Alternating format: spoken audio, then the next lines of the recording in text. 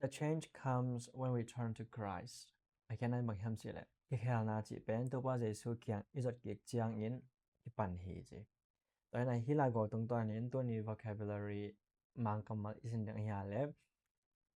Change lệ come ai hi. Tại là change chỉ bên cái khả cái lại chỉ in cái lệ thế hi.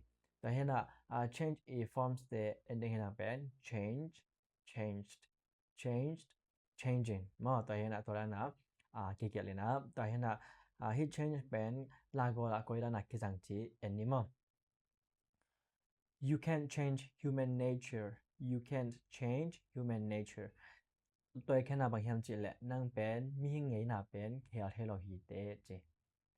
Tôi khi chẳng là changing your eating habits is the best way to lose weight.